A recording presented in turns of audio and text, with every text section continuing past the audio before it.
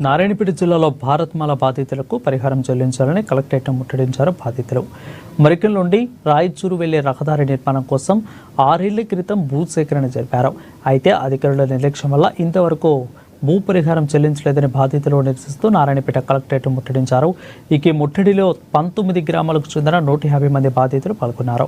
భూ పరిహారం కోసం 5 సంవత్సరాల నుండి తిరుగుతున్న అక్కడ భారతమాల ప్రాజెక్టు డైరెక్టర్ కోటబాబు నిర్లక్ష్యం చేస్తున్నారని, పరిహారం చెల్లించకపోవడంతో పాటు మా భూములను భూ పోస్టుల్లో బ్లాక్ లిస్టులో ఉంచడంతో పాటు కోటబాబు హస్తం ఉందని వారు ఆరోపిస్తున్నారు.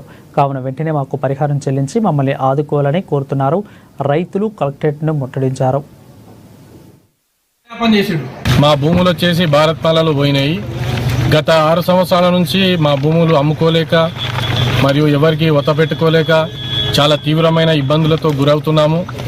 ఈ భారత్మాల ప్రాజెక్టులో మన నారాయణపేట జిల్లాలో వచ్చేసి 19 గ్రామాల ద్వారా పోయింది. బీసీ కుంట నుంచి గుడెబల్లూరు వరకు పోయింది. 56 కిలోమీటర్ల లెంత్ పోయింది.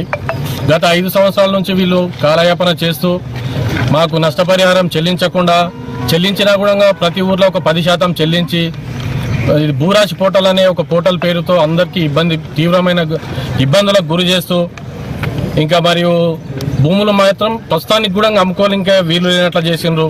భారతమాలలో గత 5 సంవత్సరాలు 6 సంవత్సరాల నుంచి రాళ్ళు పాటి భూమి పోతుందని అక్కడ పంటలు వేసుకునే అవకాశం లేదు.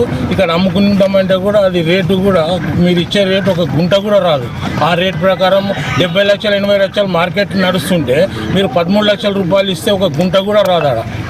ఇంకొకటి ఈరోజు యాక్చువల్ ఇప్పుడు వానాకాలము ఫుల్ పనులు ఇడిచిపెట్టుకొని వ్యవసాయదారులము పెద్ద చింతకుంట నుంచి అప్ టు వాసునగర్ నుంచి అన్ని వదులుకొని వచ్చినప్పుడు మాకు న్యాయం చేకూరుతుందని అనుకుంటున్నాము. ఇప్పుడు మామూలుగా